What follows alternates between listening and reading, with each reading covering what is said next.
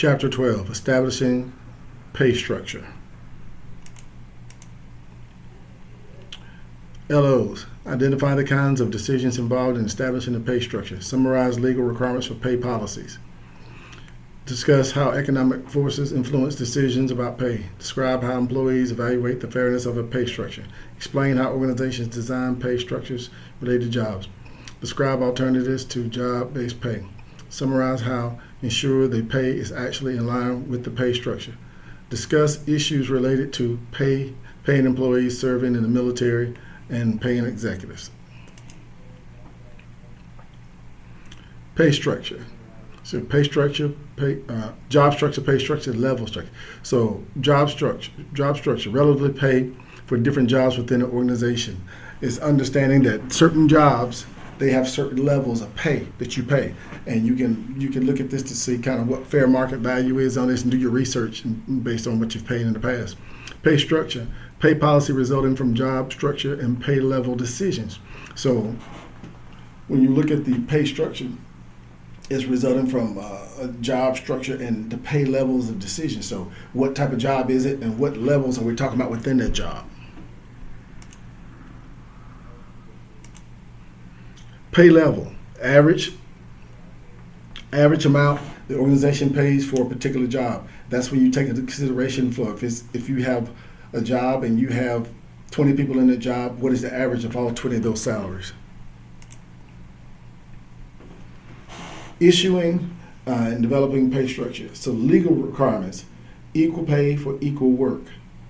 So when you look at equal pay for equal work, bottom line is what do people feel is fair? If I do this, I expect this amount of pay. And that's something that it's usually communicated in writing before somebody takes a job. Minimum wage, this is by law. Bottom line is you must pay a minimum wage, and that's by federal law. Overtime pay is when people work over 40 or a certain full-time level, use 40 hours, then they get compensated at an overtime rate. Restrictions on child labor. You cannot go ahead and say, well, I'm gonna hire some 10-year-olds to do this and pay them $1.50 to do this stuff. You can't do that. We have restrictions in this country against child labor laws, and this is something that was been on the books for a long time, going way back, many decades. Market forces, product markets. When you look at what is the product markets like, when you look at that, see, you look at you and your competitors and everybody else.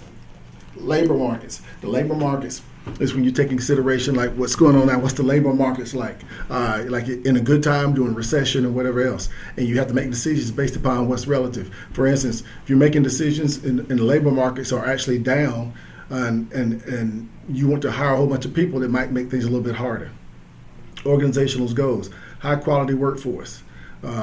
You always want to make sure you bring a high quality workforce, and you want to do it at cost control. You want to make sure that you're actually not breaking the bank to do it. You want to make sure you have equity and fairness, and this is really designed to keep people. And legal compliance. Okay, if you don't have legal compliance, ultimately that's going to hurt you, because that can come with, particularly for organizations and businesses, with fines. So you have your pay level decision, job structure decision, pay structure decisions. So you see pay rates, pay grades, pay ranges, pay differentials. All these things right here is stuff you're going to have to get very familiar with as you start your real careers. So, polling question: which statement about pay do you feel is most strongly about? And depending upon who you are, will depend on how you answer that. You can pause and answer that question. Legal requirements for pay. So differences in pay must not be based on employees' age, sex, race, or other protected statuses. So when you pay people, it's almost like you look at it and say, you know what, I don't care who you are. If you do this job at this level, this is what you get. Laws do not guarantee equal pay. There are many legitimate factors that influence a person's earnings. So if you hire two people for the same job and one has better credentials and better qualifications and stuff, you can pay them a higher rate. Comparable worth policies are controversial. So we look at the comparable worth policies, and they can be controversial and stuff. When you start looking at comparable worth, and like from comparing the jobs and looking at the comparable worth or whatever else, you can't compare an apple to an orange, and then say, you know what, this is I'm going to pay my people based upon that. Well, it's two different things. And we look at the Lilly Ledbetter Fair Act, 2009, which allows employees claiming discrimination to treat each recipient of a paycheck as an instance of discrimination for purposes of determining their eligibility to file a complaint. So this is how people can file a complaint about wages based upon this act. Legal requirements for pay. So two employees who do the same job cannot be paid different wages because of these race, sex, and age.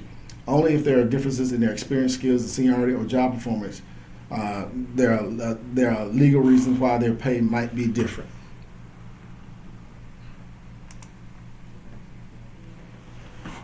Legal requirements for pay. So you have the minimum wage. So that's the lowest amount people can pay, and stated as amount per hour. A living wage is a minimum wage based on the cost of living in a particular region. So fair labor laws. So you look at federal law that establishes minimum wage and requirements for overtime pay and child labor. Currently $7.25 an hour. So bottom line is people can't pay below that, and that's what federal law is. They can go above it, but not below. Overtime is working hours worked over 40 hours per week. Employers must pay 1.5 times employees' annual usual rate for overtime. Exempt employees, managers outside of salespeople, other employees do not covered under the requirement.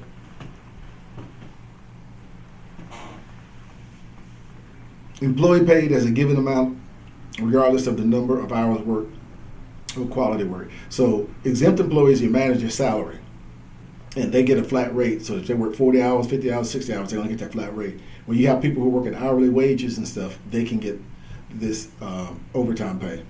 Non-exempt employees covered by FLASA requirements for overtime pay. Most are paid on an hourly basis. So you can see when you start getting into that overtime pay, the type of people who could get it and who could not get it. Computing overtime pay. And so if you look at this, pause it and take a look at it. But you see employees base is $15 an hour plus 40-hour work week. So employee's hour, he works 40 hours plus 10 times overtime. 40 hours plus 10 overtime. So he's going to get paid for his regular rate as 40 hours. Then he's going to get time and a half for his overtime, which when you add it all up, that rate for the week is going to be $8.80. The FLASA sharply restricts use of child labor.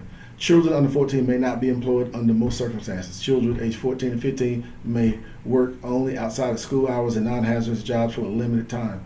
Children 16 and 17 may not be employed in hazardous occupations. Exemptions, babysitting, acting, and delivering papers. So this is stuff that was enacted, put in place to protect children from unscrupulous business practices and people. Now, I can tell you when you go to some foreign countries, that's not the case, and you will have child labor. And that's one of the things that the U.S. historically is tried not to do business with people who use child labor. Legal requirements for pay. Federal contractors must pay employees at least equal to the prevailing wages in the area. Davis-Bacon Act of 1931. It covers construction contractors that receive more than $2,000 federal money. So you're going to see that they got these different acts and stuff that was put in place to protect various aspects of our society and people who have business endeavors. The Walsh-Healy Public Contracts Act of 1936 covers all government contractors receiving $10,000 or more in federal funds.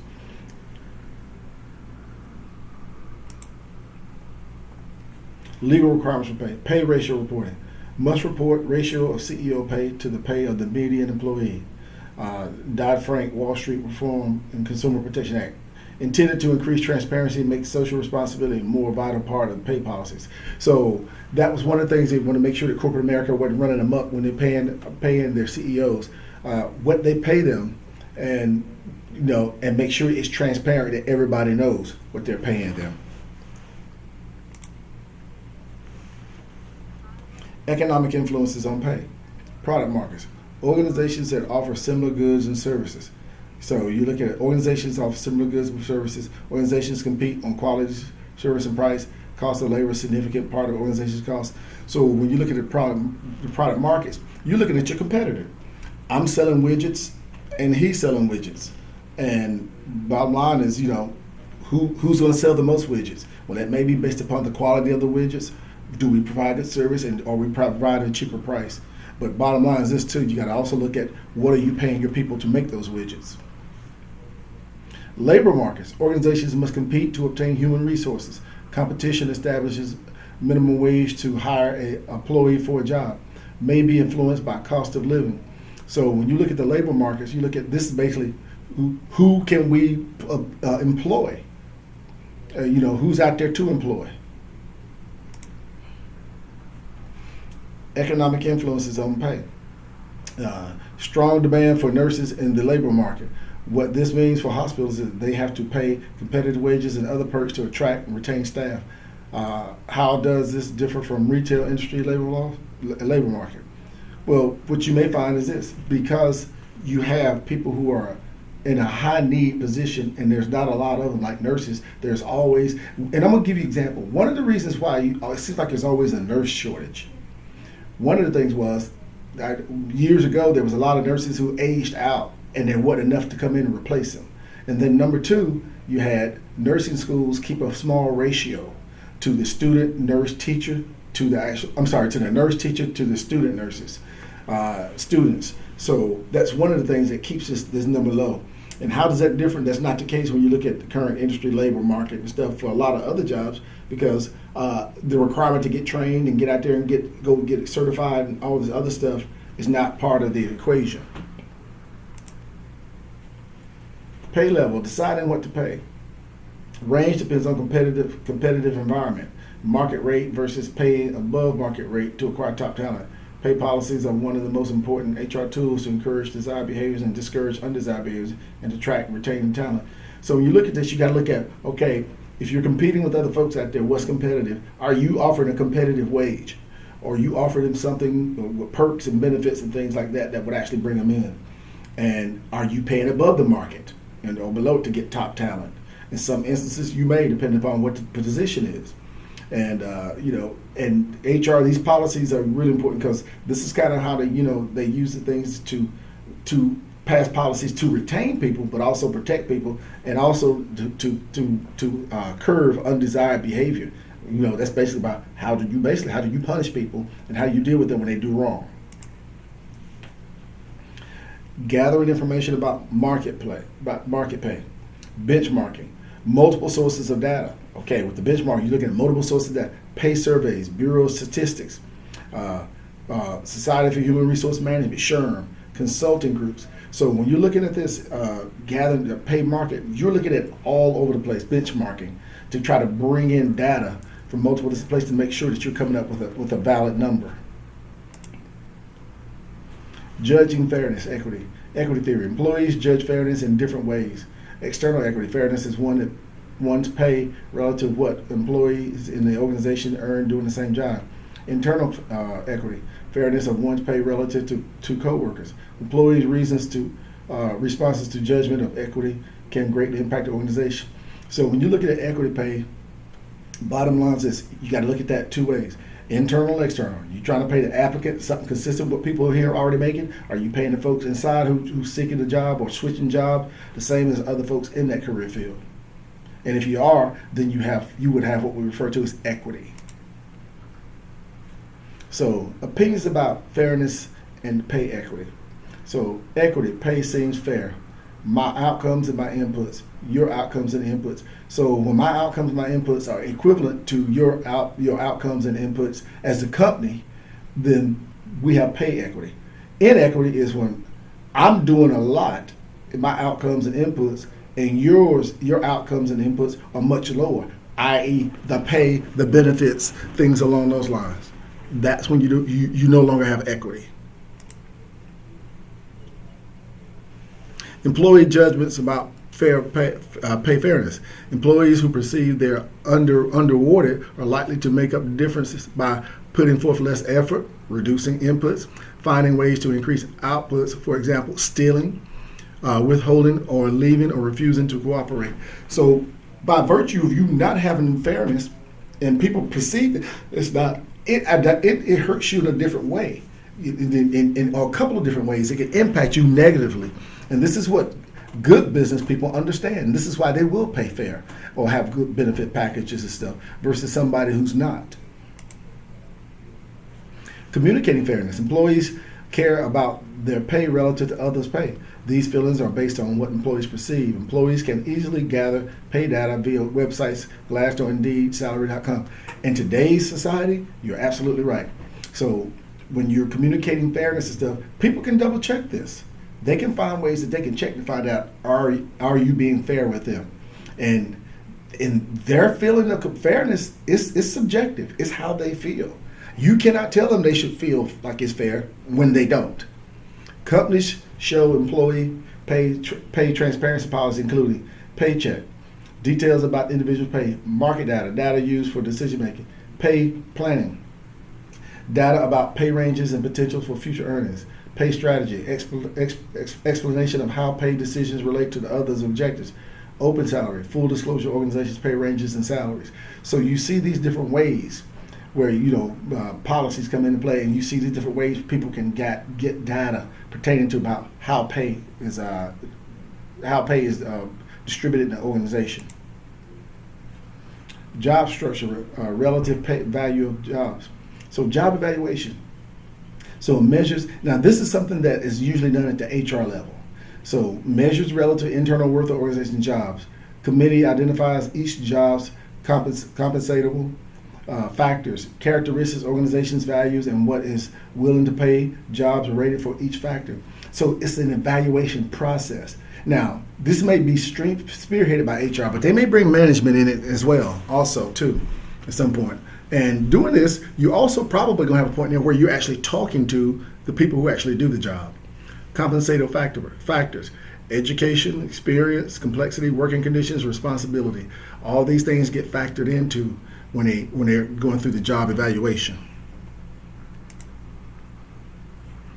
Job evaluation of 3 jobs with 3 factors. Let's say computer operator, computer programming, systems analyst. So you look at that experience, and they assign a number.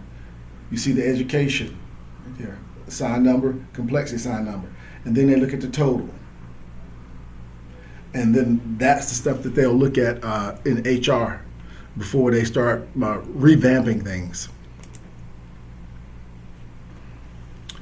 Job structure, relatively pay value of jobs. So you have organizations define key jobs to help create pay structures. Key jobs have relatively stable content and are common among many organizations. Pay for key jobs can be based on survey data. So there's some things that you can look at and say, you know what, this is pretty, it's a key job. And I mean, for instance, like what they showed in the picture, you got to have people who drive the forklift and who work in the warehouse. So this is going to be under the key jobs. An effective way to create a pay structure is to evaluate the relative internal worth of each type of job performed at the company. So when you look at that, you're going to do evaluation of each job individually and make that assessment. But this is something that you consider to be key jobs because that is something the company would need to. You got to have people in the warehouse to get stuff ready to ship. Polling question. Mariah found out that a friend of hers, Joanne, who has a similar job in the same town, makes significantly more money than she does. Which statement is probably a cause of this difference in pay? You can pause and read through that and see. Your answer is D. Pay structure, putting it all together. So you see the hourly wage, piecemeal work rate, salary. So the rate of pay per each hour worked. Bottom line is $8 hours, $10 hours, whatever, piecemeal. And this is going to be about how many units did you make? I made 10 widgets today. Well, I get paid a certain amount for each widget that I made. Salary. Bottom line is no matter what you do, this is what you make. Usually that's your management folks. They have a salary. And white collar people. Pay structure, putting it all together. Pay rates. So rates of key jobs can be based on survey data. Non-key jobs often have no survey data available and must be based off job evaluation by plotting data on a graph. So when you look at those key jobs, like I showed you in the photo a while ago, you can do surveys and get data out there. Non-key jobs you may have survey data available, or it must be a rate based off job evaluation. Give you an example, for instance. If you have some jobs you just started your organization and they're new, well, there's no surveys about them or whatever else, and they're considered non-key. So you're going to have to use that graph and do some observing. Pay policy line on graphs showing relationship between job evaluation points and pay rates reflects the pay structure in the market, which does not always match rates in the organization. So this is when you want to find out what's in the marketplace and find out are you somewhat competitive with that, or in tune or in line with that. Pay policy lines. So as we look here, we see pay policy lines, and you see the dollar amount, monthly salary over here, and then you see the graph over job evaluation points, which is 315. So when you look at that, you see where they come together.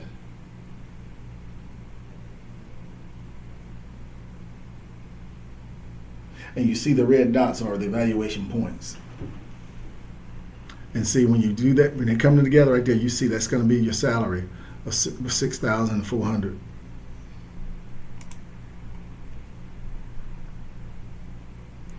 So pay grades, set of jobs having similar worth or content grouped together to establish rates of pay may not match market rates and stuff. This is a lot of stuff that you will see like in the military and the government, particularly. Pay ranges, a set of possible pay rates defined by a minimum, a maximum, and midpoint of pay for employees holding a particular job or a job within a particular pay grade. Flexibility helps organizations balance conflicting information from job evaluation and market surveys. Usually pay ranges overlap somewhat. So this is very consistent with what it was like getting paid by the federal government and by the military. And you have some companies out here do it too, but definitely government agencies, whether it be federal or state. Sample of pay grade structure. So we see the monthly salary over here. We see job evaluation points, where this has been evaluated A, B, C, D, E. And you see the current pay for the job, current policy line.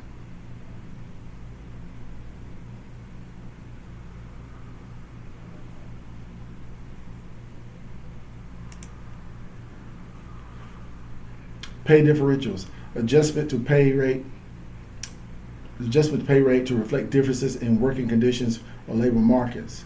Differentials are often offered in a U.S. base or geographic location.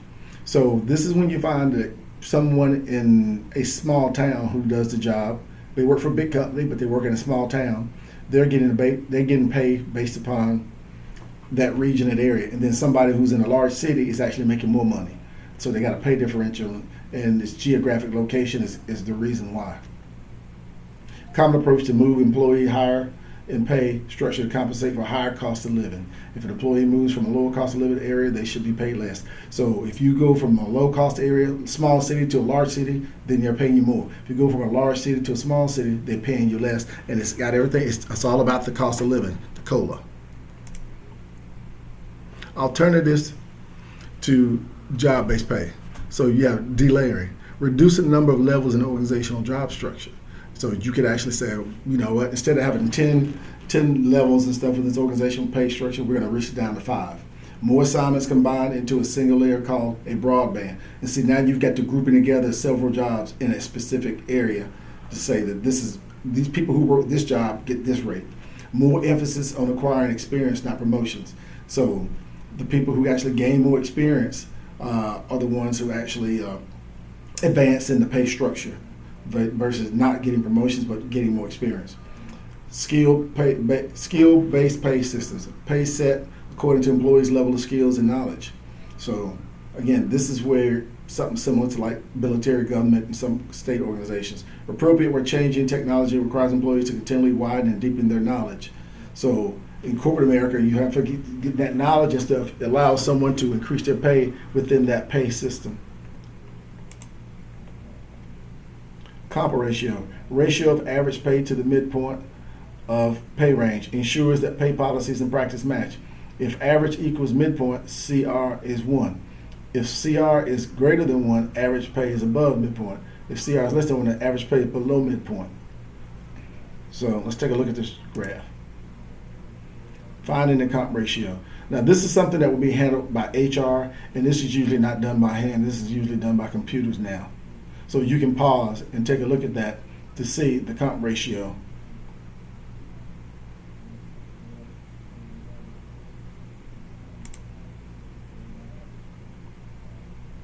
Current issues involving pay structure. Pay during military duty. How should companies pay employees who are called for active duty in the military for extended periods of time? The Uniformed Services Employment Reemployment Rights Act, USERA. And so basically what that says is you have to, when these people come back, you have to pay them at the same rate of pay that they were making before. And if there was a promotion that they would have gotten or whatever else, they're entitled to that. So it basically says, everything that you have to treat them as if they never left. Pay for executives. Most CEOs' compensation takes form of performance-related pay, such as bonuses and stock. How does executive compensation affect employees? Executive pay is relevant to pay structure in terms of quality theory. So when you look at this, are you giving and they call it a package, are you giving your CEO a package that is consistent with like what other CEOs getting? And is it way out of bounds with what some other CEOs getting? And are you doing something? Are you paying this person? Are you paying her so much, that CEO so much, she's making so much money that it's negatively affecting how it's perceived by other people within your organization? And that is very possible. Sometimes when you have CEOs I'll give you an example. A CEO makes $11 million in a year that the company lost money and y'all laid off people and everybody else's pay was frozen. See how that affects people who work there? Not good. Average CEO pay at 300 largest U.S. companies. So when you look at it, you see stock and stock options category includes restricted stock and performance rewards, stock and cash. So we look at 64 stock and stock options, 23 bonuses, salary. So you see how to break out. This is why they refer to it as a package. If people at that level, that's what they get. And not only them at that level, but the ones below them also, they get packages as well. That concludes this chapter.